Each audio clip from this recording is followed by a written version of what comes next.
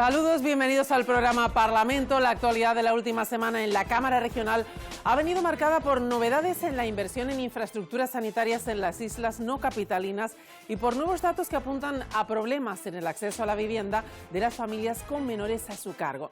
La semana nos deja estos otros titulares. El consejero de Agricultura, Narváez Quintero, ha adelantado en comisión parlamentaria que el Consejo de Ministros de Asuntos Exteriores de la Unión Europea, celebrado esta semana, ha autorizado que el POSEI siga adelante como un instrumento diferenciado. Este programa es fundamental para paliar los sobrecostes de la agricultura en las islas. En nuestra entrevista esta semana hemos hablado con Luz Reverón, portavoz del Grupo Parlamentario Popular. Ella se ha mostrado partidaria de que el Gobierno de Canarias revalide el decreto de ayudas por la guerra aprobado hace unos meses y que expira este 30 de junio. También se ha mostrado optimista respecto a la elaboración de los presupuestos canarios para 2027. Y en nuestra sección Buscamos Respuestas, hoy les hablaremos de la Ley Canaria de Prevención de Riesgos Laborales. 30 años después de su entrada en vigor, los sindicatos reclaman que se actualice. El año pasado se registraron en Canarias más de 24.000 accidentes laborales. 30 de ellos tuvieron un resultado mortal.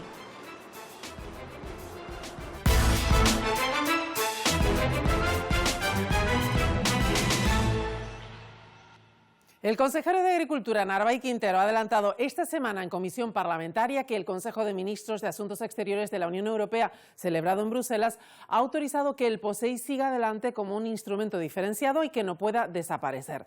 Quintero cree que esto es una buena noticia que llega después de que hace tan solo unos días se llegara a un acuerdo en Bayona entre las regiones RUP de Francia, España y Portugal para defender la continuidad de una financiación específica para estos territorios. Además, esta semana el presidente de Canarias ha remitido un escrito al ministro de Política Territorial en el que pide al Estado español que respalde la declaración de las regiones ultraperiféricas sobre el próximo marco financiero plurianual. Incremento de los precios a la cesta de la compra, ¿no? El Consejo de Ministros de Asuntos Exteriores, que se celebró hace 2 días en Bruselas, autorizó, que ya es importante, autorizó lo que la RUP habíamos propuesto, lo que el Parlamento había propuesto, el Parlamento Europeo, y el Consejo de Ministros de Asuntos Exteriores autorizó, en una parte, que el reglamento del POSEI tiene que seguir vivo y no se puede desaparecer. El problema de acceso a la vivienda lo notan especialmente las familias con menores a su cargo. Más de la mitad de las familias con hijos, un 55%, se encuentran en situación de exclusión residencial en nuestro archipiélago. Son datos aportados en la comisión parlamentaria que analiza cómo revertir las cifras de pobreza infantil en Canarias. De las 705.000 personas que se encuentran en riesgo de pobreza en Canarias, 91.000 son menores. El 15,4% de la población acumula retrasos en los pagos de su vivienda. Las personas sin hogar han aumentado un 16% en la última década y actualmente más de 2.400 personas viven en chabolas e infraviviendas. La vivienda en Canarias ha subido un 44,53% desde el año 2015, mientras que los salarios solo han subido un 26,29%. La situación es aún peor para las familias con niños y adolescentes a cargo. Más de la mitad tienen dificultades para acceder o pagar una vivienda estable. Casi el 32% de los hogares en alquiler se sitúan en pobreza severa nada más pagar la vivienda. Aquí hablamos de las mudanzas no deseadas. La familia se ve abocada a perder la vivienda por un desahucio, por una subida del precio del alquiler o por una no renovación del contrato. Canarias, de hecho, se sitúa en la primera comunidad autónoma con el mayor número de mudanzas. Y eso arrastra problemas para los menores. Se dejan de cubrir otros aspectos esenciales como la alimentación adecuada, los suministros, la vestimenta o las clases extraescolares o de apoyo, que afecta principalmente al desarrollo emocional, educativo y social, riesgo de enfermedades crónicas y problemas de salud. Desde Provivienda piden que el nuevo Plan de Vivienda de Canarias 2026-2031 incluya garantías para las familias y que se coloque a la infancia como colectivo prioritario. Y esta semana la consejera de Sanidad, Esther Monzón, ha asegurado en comisión parlamentaria que se están llevando a cabo una veintena de obras en infraestructuras sanitarias en las islas no capitalinas. Monzón también ha destacado los avances en los trabajos para levantar la torre pediátrica del Hospital Materno-Infantil de Gran Canaria. Gran Canaria contará con la torre pediátrica del Hospital Materno a finales de 2026. En comisión parlamentaria, preguntas del Grupo Nacionalista, la consejera de Sanidad ha fijado fecha de una obra que tiene una inversión de 41 millones de euros. No solo es construir infraestructura, sino es dotar a los profesionales de las mejores herramientas. Gran Canaria vive hoy uno de los mayores procesos de inversión. La consejera también ha anunciado mejoras en el Centro de Salud de Gran Tarajal en Fuerteventura, en el Centro de San Bartolomé en Lanzarote y en el consultorio de La Lomada en La Gomera. Hemos visto avances en las islas no capitalinas. Estamos hablando de decenas de actuaciones repartidas por las 5 islas no capitalinas. Respecto a Lanzarote, tanto el Grupo Socialista como Nueva Canarias han preguntado a Esther Monzón cuál va a ser el futuro del hospital insular de la isla. Que algunos pronunciamientos han generado una incertidumbre innecesaria. Un hospital monográfico como el Hospital Insular, geriátrico en toda Canarias y en referente a toda España, vamos a intentar conservarlo. Ese espacio solo albergará servicios de carácter sanitario para la isla. Vox ha preguntado a la consejera por el conflicto de las ambulancias. No podemos exigir que se tenga al paciente en el centro de la sanidad y luego maltratar al personal sanitario. La Consejería sigue con atención la evolución de las negociaciones y confía en que las partes alcancen un acuerdo satisfactorio que contribuya a mejorar las condiciones laborales de estos técnicos. Canarias cuenta actualmente con 1.800 menores no extranjeros tutelados por la comunidad autónoma. La oposición pide al Gobierno aumentar el porcentaje de menores que regresan a sus familias y también mejorar los protocolos para evitar fugas y que los menores tutelados que residen en centros sean captados por redes de trata. En 2024, 63 niños tutelados por el Gobierno de Canarias pudieron regresar con sus familias. Para Vox, la cifra es insuficiente. Es que ustedes no quieren retornar a los menores extranjeros con sus familias en sus países y no quieren tampoco retornar a los niños canarios con sus familias. ¿Pero qué problema tienen ustedes con las familias de origen? Pero los menores nacionales tutelados por este Gobierno de Canarias son 1.800. En acogimiento residencial no llegan a 900. Los demás están en acogimiento familiar. Nueva Canarias pide más protección para las menores tuteladas para evitar que adultos conscientes de su vulnerabilidad las capten para redes de tratas y abusos. Los casos se acumulan y lo que es peor, se siguen acumulando. 18 lobas, incubos, la menor tutelada explotada en el Club Lux, la reciente detención del hombre por prostituir presuntamente a una menor tutelada de 14 años. Debemos trazar una hoja de ruta conjunta y si de ese trabajo se concluye que hay que mejorar los protocolos, reforzar la coordinación e incluso impulsar un marco normativo, lo trabajaremos. El Grupo Nacionalista pide redoblar esfuerzos para luchar contra la violencia machista entre los jóvenes. 2 de cada 3 jóvenes canarias entre 18 y 30 años ha sufrido algún tipo de violencia por parte de su pareja o expareja aquí en nuestro archipiélago junto a todos, que nos parece alarmante. Esta consejería incluye más prevención, más coordinación, más recursos y más igualdad real. Reconoce el Grupo Popular mejoras en la atención a la discapacidad en las islas no capitalinas. Y durante demasiado tiempo, quienes vivimos en las islas no capitalinas hemos tenido la sensación de que esos derechos tardaban mucho más en llegar. En Fuerteventura conocemos bien esa realidad. Hemos pasado de resolver 93 expedientes en el segundo semestre del 2023 a 839 en el primer semestre de este año, lo que supone multiplicar por casi 9 la capacidad de resolución de la Administración. El Grupo Socialista exige un refuerzo del sistema de inspección en los servicios sociales. El sistema de inspección es el garante de los derechos de las personas en situación de dependencia, el garante de la calidad de los servicios que se van a prestar y la transparencia es fundamental. Tenemos que tener más inspección, mejor planificación, más coordinación institucional, más control de la calidad y más protección de los derechos de las personas usuarias, y en eso estamos. También demandan los socialistas más dotación económica para el programa Excelencia Canaria Plus, dirigido a estudiantes de entre 15 y 18 años. Y la Audiencia de Cuentas ha admitido que existe una posible responsabilidad contable en el Gobierno de Canarias por haber tenido que devolver 46 millones de euros a las compañías eléctricas por tramitar mal las multas de los apagones en La Palma y Tenerife. Es una de las conclusiones del informe correspondiente al año 2024 presentado en comisión parlamentaria. La comunidad, dice el documento, comunicó los expedientes sancionadores fuera de plazo y aún así siguió adelante con la tramitación de las multas que fueron anuladas por la justicia. El informe también refleja el incumplimiento de la regla de gasto y una peor ejecución de las inversiones que en el año 2023. Gracias. Devolvió a las entidades mercantiles, Unión Eléctrica de Canarias y Red Eléctrica, la cantidad de 46 millones por las multas producidas por el apagón y que después ha tenido que reintegrarse porque el expediente había entrado en caducidad y a nivel por parte de los tribunales se ha obligado a su devolución. Estas circunstancias aprecia al menos indicios razonables respecto a elementos objetivos que conforman la responsabilidad contable. Del decreto canario de ayudas por la guerra de Irán y de las próximas cuentas canarias hemos hablado con nuestra invitada de esta semana. Hablamos con Luz Reverón.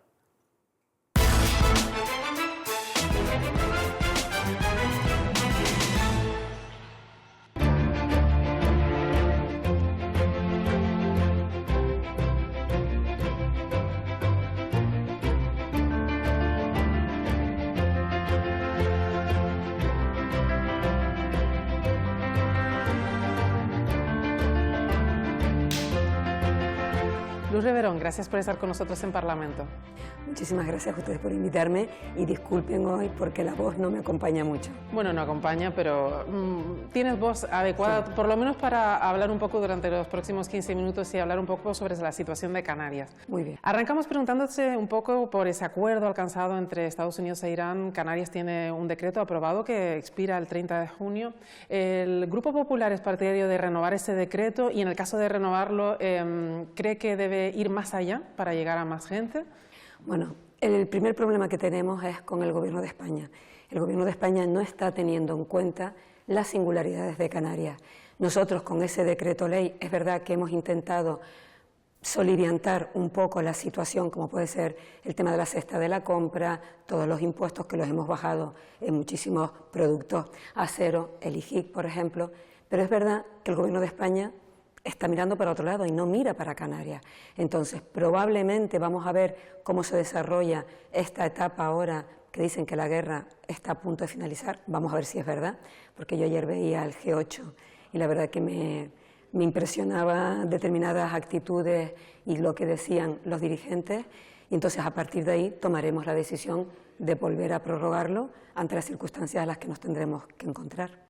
En cualquier caso, llevamos ya 3 años sin presupuestos generales del Estado. ¿En qué marco se va a mover el Gobierno de Canarias a juicio del Grupo Popular a la hora de elaborar las cuentas autonómicas, sobre todo teniendo en cuenta que la consejera de Hacienda es precisamente del Partido Popular? ¿En qué marco creen ustedes que deben moverse y si deben ser cuentas expansivas o más restrictivas? Pues llevamos, el tiempo que llevamos en el Gobierno, llevamos 3 años sin presupuestos generales del Estado y eso ha implicado hacer unas cuentas, como hemos denominado, prudentes. Tenemos que atender a todos los servicios públicos esenciales, por supuesto sanidad, educación, o sea, son cosas muy importantes y servicios sociales, pero hay otras cuestiones que no se pueden atender con la necesidad que se debería de atender porque no tenemos presupuestos generales del Estado. Y aquí sí me gustaría decirte una cosa. Normalmente en la democracia, cuando un gobierno no es capaz de aprobar unos presupuestos generales, hay que convocar elecciones, porque significa que no tienes el apoyo parlamentario y, por tanto, si no tienes el apoyo parlamentario, significa que no tienes el apoyo de la mayoría de la sociedad española.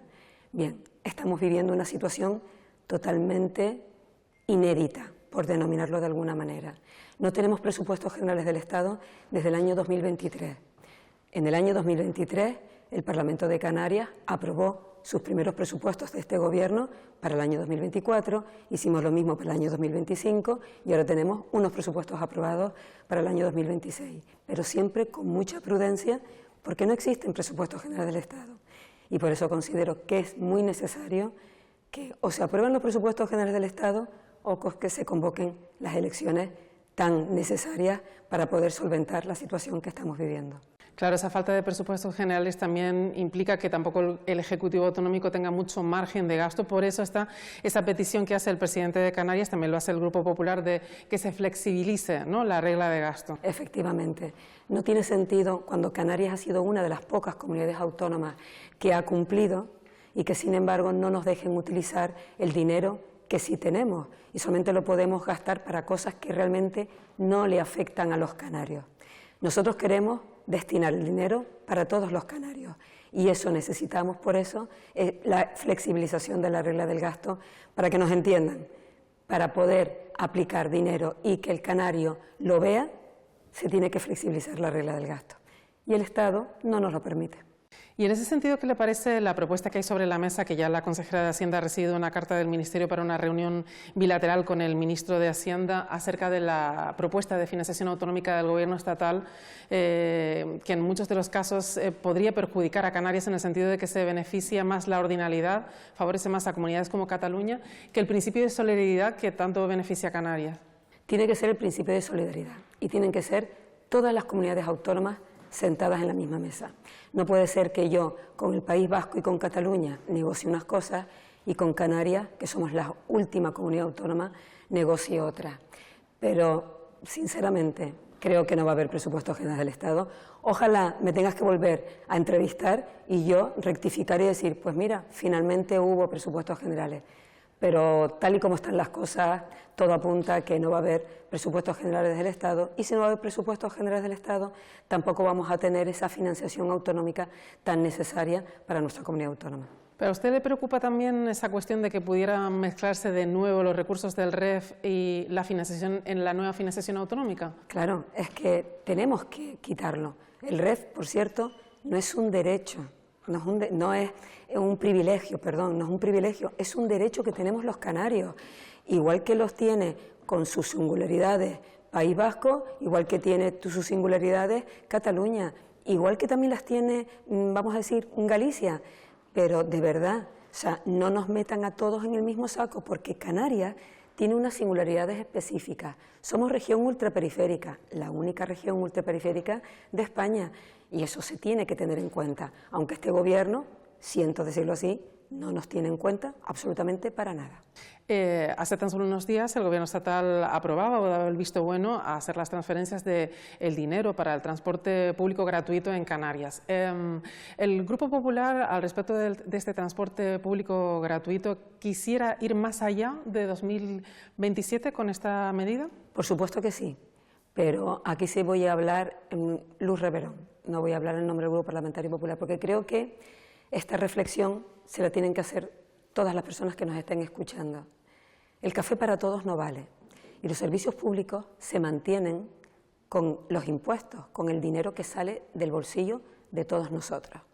¿Cómo es posible que haya un transporte público para personas que realmente tienen un sueldo y un buen sueldo a final de mes?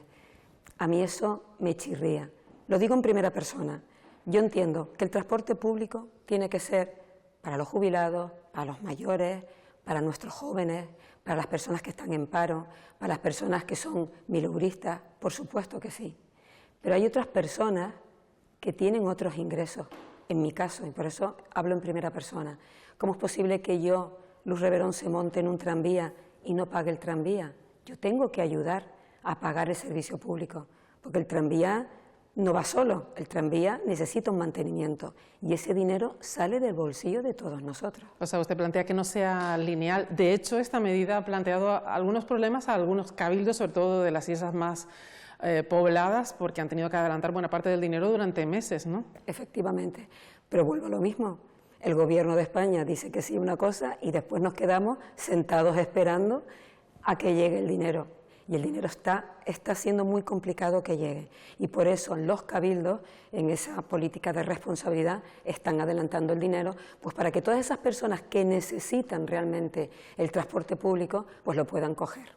Le hablé antes de transporte marítimo. Hay una preocupación por el adelgazamiento de líneas que se está produciendo en Canarias. Afecta a las islas grandes, pero sobre todo afecta y mucho a las islas no capitalinas, a Fuerteventura el otro día.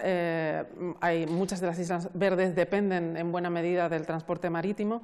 ¿A ustedes qué les parece y qué se debería plantear? Bueno, vamos a ver. El tema de las líneas, igual que las líneas aéreas, es verdad que no depende del Gobierno de Canarias, depende de muchos factores. Pero nosotros no nos olvidemos que somos islas, que todo nos llega por mar y todo nos llega por aire, y que efectivamente tenemos que proteger muy bien todas esas líneas marítimas en las que nos llegan todos los productos que los canarios necesitamos. ¿Por qué digo esto? Porque esto lo quiero enlazar con lo que es el coste de la cesta de la compra. El Gobierno de España tiene la obligación de poder ayudar a que el coste de todos los productos que vienen de la península canaria pues se baje el precio, y no nos está ayudando. no está abaratando el precio. ¿Qué implica eso? Que cuando vayamos al supermercado, Luz Reverón vaya al supermercado a comprar, pues la cesta de la compra me va a salir más cara porque el Gobierno de España, Pedro Sánchez, no ha hecho los deberes de abaratar esos costes que traen esos productos a Canarias. De hecho, el Grupo Popular presentó hace tan solo unos días una iniciativa en ese sentido. ¿Le preocupa a ustedes que la inflación haya crecido de esta manera tan disparada en Canarias, sobre todo en determinados aspectos como la alimentación, incluso el vestido y el calzado? Sí, sobre todo en la alimentación yo lo noto día a día y mi madre me dice y me recuerda todos los días cuando va cada 3 o 4 días va al supermercado y que nos estén escuchando lo saben, los precios están cambiando de una manera totalmente desorbitada y evidentemente eso tiene mucho que ver con la inflación y no nos volvemos a olvidar de que todo esto depende de las políticas económicas que está adoptando el Gobierno de Pedro Sánchez. Es verdad que dicen que la economía va como un cohete, creo que fue la expresión que utilizó Pedro Sánchez, pero eso no lo ve el canario, eso no lo veo yo. Yo voy al supermercado y la economía sigue subiendo, siguen subiendo los costes que yo necesito para comer, para vivir. Por ejemplo, la vivienda. La vivienda es otro de los problemas que tiene en Canarias. No nos olvidemos que en Canarias tenemos una emergencia vacacional, ¿vale? Porque tenemos problemas con la vivienda, para acceder a la vivienda, y todo esto viene pues con un problema muy claro. La Ley Estatal de Vivienda. ¿Qué ha provocado eso? Que muchísimos propietarios, por la inseguridad jurídica que ha generado esa Ley Estatal de Vivienda, hayan quitado del mercado todas las viviendas vacías. Por eso, en estos momentos, existen creo que son unas 200.000 viviendas, que son muchas viviendas vacías, e implica que la gente, pues las pocas viviendas que hay en el mercado, suban el precio del alquiler. Y así tenemos ese problema, cesta de la compra y la vivienda. Ya que ha hablado de la vivienda, le quería preguntar, en el debate del Pleno último salió el tema de declarar zonas tensionadas. El presidente Clavijo, pues más o menos como acaba de señalar usted, se mostró partidario más de cambiar la ley nacional. ¿Cree usted que declarar zonas tensionadas, sobre todo en las ciudades más pobladas, no sería beneficioso? No lo sé, porque como no se ha podido declarar ninguna zona tensionada, porque es el ayuntamiento quien tiene que dirigirse al Gobierno de Canarias para formular que quiere ser zona tensionada y demostrar que es necesario, no está cumpliendo, y me estoy refiriendo, por ejemplo, a Las Palmas de Gran Canaria. Entonces, es verdad que la Ley Estatal de Vivienda Nacional nos ha hecho mucho daño, y las zonas tensionadas están hechos los documentos necesarios para poder declararla, pero ¿va a ayudar? Pues no lo sé, como no existe ninguna zona tensionada, no lo sé, habrá que esperar a ver si se consigue esa situación. Queda muy poco de legislatura, tan solo un año.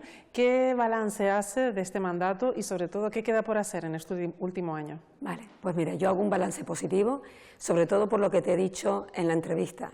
Este Gobierno ha sido capaz de aprobar los presupuestos generales tan importantes para poder prestar los servicios públicos esenciales a los ciudadanos canarios.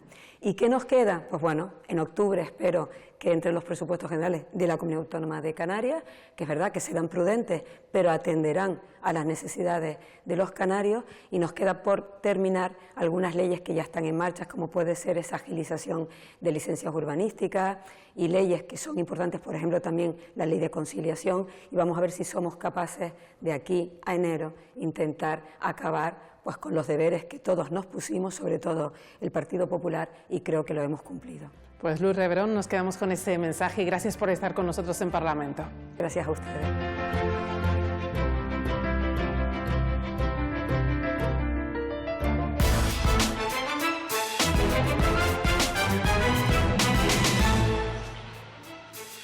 La Ley Canaria de Prevención de Riesgos Laborales entró en vigor hace 30 años y los sindicatos reclaman una actualización para adecuarla a las nuevas necesidades. En 2025 se registraron en las islas más de 24.000 accidentes laborales. 158 fueron graves o muy graves y 30 de carácter mortal. Lo abordamos en nuestra sección Buscamos Respuestas.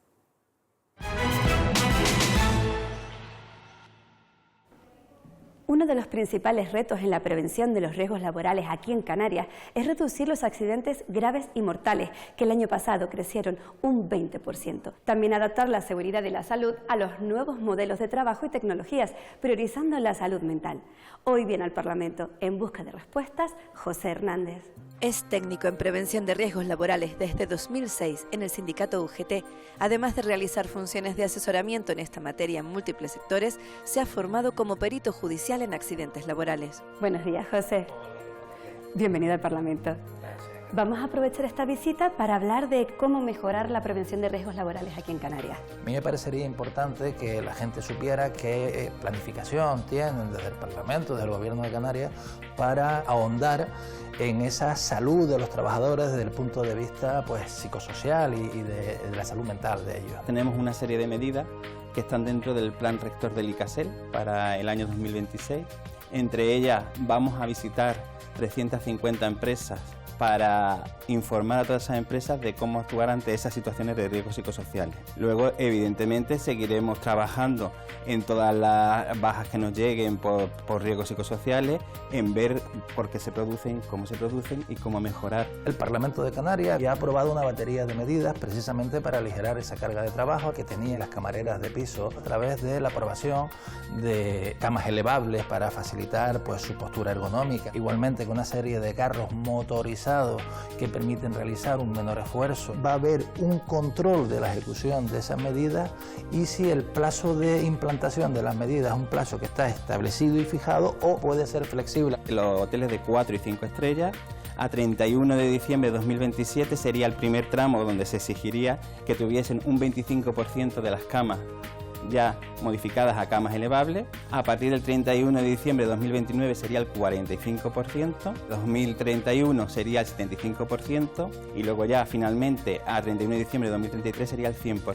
Año tras año, tanto el sector servicio como el sector de la construcción tiran de estos lamentables datos de siniestralidad con los mayores datos de accidentes de trabajo. Desde nuestra organización sindical consideramos que la precariedad laboral de ambos sectores es una de las principales causas que motivan esta siniestralidad laboral. ¿Se tiene previsto algún tipo de actuación para disminuir esa precariedad laboral? No se puede concebir que una persona salga de su casa a trabajar y no regrese, eso es algo que nosotros tenemos que luchar. En 2026 hemos disminuido el 3,65% por ejemplo en construcción y el 2,0% en servicios. Cuanta más precariedad laboral, peor seguridad. Por eso las políticas del Gobierno de Canarias van destinadas precisamente a conseguir una mayor calidad en el empleo, una estabilidad en el empleo también. Es cierto que el número de enfermedades profesionales que cada vez se están reconociendo va incrementando. Se está trabajando en un sistema, de afloramiento de esas enfermedades profesionales, pero es que se lleva 20 años trabajando en ese sistema. Crear un verdadero sistema centinela que haga aflorar realmente todas o la mayor parte de las enfermedades profesionales para poder intervenir en dichas condiciones de trabajo que generan estas enfermedades. Coincido en que sí, que efectivamente la afloración de enfermedades profesionales no todo lo buena que necesitaríamos en Canarias, pero claro, todo esto la Dirección General de Trabajo no lo puede hacer solo, necesita una corresponsabilidad del sistema sanitario. Podemos así aumentar el nivel de declaración de enfermedades profesionales y sobre todo aumentar la prevención de riesgos laborales. Los sindicatos exigen una mayor coordinación en prevención de riesgos laborales entre las empresas, las instituciones y la propia Inspección de Trabajo para garantizar el cumplimiento estricto de la legislación vigente. Y esta semana el Parlamento de Canarias ha rendido homenaje a la Federación Interinsular de Fútbol de Las Palmas. Ha sido con motivo de la concesión del título de Real por parte de la Casa de Su Majestad el Rey, una distinción histórica que coincide con el centenario de la entidad. Su presidente, José Juan Arencibia, se ha mostrado agradecido y orgulloso. Esto quedará para la historia porque no es solo un centenario, ¿no? Es que cuánta gente a través del fútbol ha podido también colaborar en la sociedad altruistamente, como lo hacemos la mayoría de nosotros, para que esta federación, la Federación Interinsular de Fútbol de Las Palmas, hoy Real Federación Interinsular de Fútbol de Las Palmas, pues pudiera cumplir 100 años, ¿no? Así nos despedimos por hoy y regresamos la próxima semana en Parlamento. Pasen una feliz semana.